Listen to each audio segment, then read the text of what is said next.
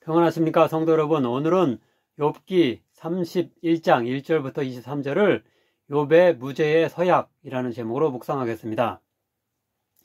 31장은 앞에 여러 차례 번갈아 가며 욥의 죄를 집요하게 추궁했던 세 친구들에 대한 최종적 무죄 항변인데요. 특별히 앞에 20장 19절에서 친구 소발이 간접적으로 지적한 죄목, 그리고 22장 6절 9절 그리고 24절부터 23절에서 친구 엘리바스가 직접적으로 지적한 죄목에 대한 항변이라고 할 수 있습니다. 하지만 22장 5절을 보면 엘리바스는 그 외에도 욥의 죄가 크고 많을 것이다라고 단정하는데요. 내 악이 크지 아니하냐, 내 죄악이 끝이 없느니라. 이에 대해서 욥은 그들이 지목하지 않은 제목들까지 추가적으로 언급하면서 자신에게는 크고 작은 아무런 잘못도 없다라고 여기 31장에서 변론하고 있습니다.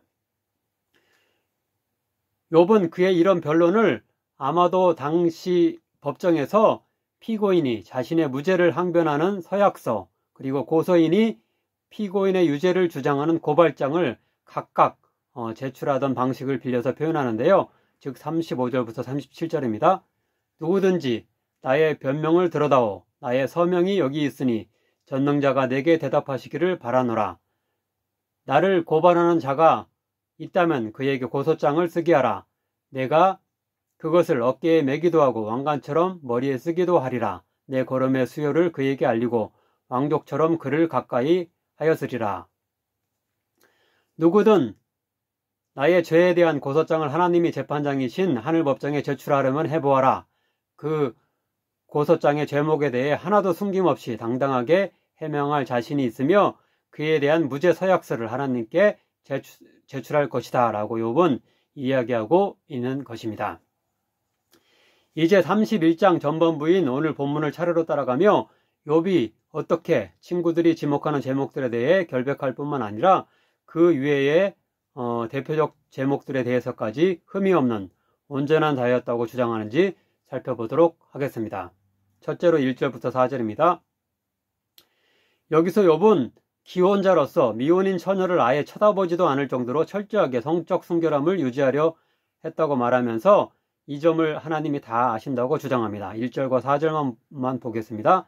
내가 내 눈과 약속하였나니 어찌 처녀에게 주목하랴. 그가 내 길을 살피지 아니하시느냐. 내 걸음을 다 세지 아니하시느냐.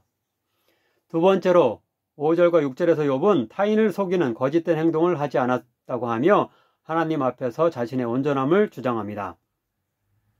만일 내가 허위와 함께 동행하고 내 발이 소금수에 빨랐다면 하나님께서 나를 공평한 저울에 달아보시고 그가 나의 온전함을 아시기를 바라노라. 세 번째로 7절과 8절에서 욥은 자신의 몸뿐만 아니라 마음까지도 정결함을 유지하려고 애썼다고 말합니다. 즉 발은 정도를 가는 데만 사용하고 손을 악행을 하는 데 사용하지 않았으며 혹 보는 눈으로 인해 유혹이 오더라도 마음이 그것을 제어하도록 했다고 말합니다. 만일 내 걸음이 길에서 떠났거나 내 마음이 내 눈을 따랐거나 내 손에 더러운 것이 묻었다면 내가 심은 것을 타인이 먹으며 나의 소출이 뿌리째 뽑히리라. 만약 그의 몸과 마음 전체가 온전하지 않다면 하나님이 그에게 그의 소출을 타인이 취하게 하는 저주를 내리셔도 마땅하다라고 하며 자신의 무죄함을 강변하고 있는 것입니다. 네 번째로 9절부터 12절에서는 타인의 아내를 범하려 하는 시도를 하지 않았음을 주장하는데요. 만약 그렇다면 그 벌로 욥 자신의 아내가 타인의 하녀로 일하며 그와 동침하게 되는 저주를 받는 것이 마땅하다라고 표현합니다. 9절과 10절입니다. 내 아내가 타인의 맷돌을 돌리며 타인과 더불어 동침하기를 바라노라. 여기서 그가 간음의 죄의 시도조차 하지 않았음을 강조하는 것은 좋지만 오늘의 시각에서 그 벌에 있어 자신의 아내를 마치 자신의 소유처럼 생각하고 함부로 이야기하는 것은 매우 부적절하다고 할 수 있습니다. 곧 자신이 죄를 지었으면 자신이 그 벌을 받아야지 아내에게 그런 벌을 돌리는 것은 성차별적이며 부당하다고 볼 수 있습니다. 다섯 번째로 13절부터 15절에서는 자신의 종들의 권리를 부인하고 그들을 학대하지 않았다고 말하는데요. 그 이후로 하나님이 자신과 종들, 양자 모두를 지으셨기 때문임을 듭니다. 13절과 15절입니다. 만일 남종이나 여종이 나와 더불어 쟁론할 때 내가 그의 권리를 저버렸다면 나를 태 속에서 만드시니가 그도 만들지 아니하셨느냐? 우리를 뱃속에 지으시니가 한 분이 아니시냐? 여기서 욥이 종의 권리를 인정하고 하나님 앞에서의 평등을 언급한 것은 매우 진취적인 생각이라고 할 수 있습니다. 하지만 오늘의 시각에서 보면 그런 노예 제도 자체를 철폐하는 사고까지는 가지 않았으며 그런 실천을 하지 않은 것으로 볼 때 시대적 한계점은 분명하다고 할 수 있습니다. 마지막으로 16절에서 23절에서는 고아와 과부, 빈자 등의 사회적 약자에 대한 학대와 착취의 죄들을 저지르지 않았으며 오히려 그들을 적극적으로 돕는 선행을 베풀었다고 말합니다. 이것은 앞에 20장과 22장에서 친구 소발과 엘리바스의 에서 있었던 친구 소발과 엘리바스의 지적에 대한 직접적인 답변이라고 할 수 있는데요. 욥은 단지 개인적으로 뿐만 아니라 당시 성문 근처에서 열린 마을 재판에서도 사회적 약자들이 부당한 처벌을 받지 않도록 애썼던 것을 알 수 있습니다. 18절부터 22절입니다. 실상은 내가 젊었을 때부터 고아 기르기를 그의 아비처럼 하였으며 내가 어렸을 때부터 과부를 인도하였노라. 만일 내가 사람이 의복이 없이 죽어가는 것이나 가난한 자가 덮을 것이 없는 것을 못 본 채 했다면 만일 나의 양털로 그의 몸을 따뜻하게 입혀서 그의 허리가 나를 위하여 복을 빌게 하지 않았다면 만일 나를 도와주는 자가 성문에 있음을 보고 내가 주먹을 들어 고아를 향해 휘둘렀다면 내 팔이 어깨뼈에서 떨어지고 내 팔뼈가 그 자리에서 부스러지기를 바라노라.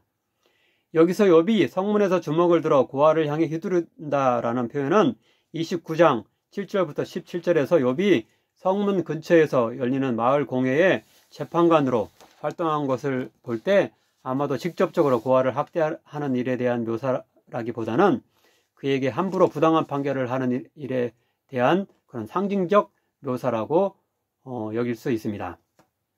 욥이 이렇게 개인적이며 공적 양 측면 모두에서 약자들을 도운 것은 오늘의 우리에게도 큰 귀감이 된다고 할 수 있습니다. 기도하겠습니다. 사랑의 하나님, 욥의 자신의 무고함에 대한 마지막 항변에 대해 교훈받게 하시니 감사드립니다. 실제 행동뿐만 아니라 보는 눈과 마음으로도 죄를 짓지 않으려고 노력하며 자신의 종의 권리를 존중하고 사회적 약자들을 개인적으로 뿐만 아니라 공적으로도 도우려 애썼던 욥의 의로운 모습을 우리도 본받을 수 있게 하소서. 그러나 자신의 아내에 대해 함부로 말하며 학대가 일어날 수밖에 없는 종 또는 노예 제도 자체에 대한 철폐에 대해서는 침묵하는 욥의 시대적 한계점에 대해서도 알고 우리 시대에 맞는 새로운 과제와 선행을 진취적으로 설정하며 실천하는 오늘의 그리스도인 되게 하소서. 예수님의 이름으로 기도하옵나이다. 아멘.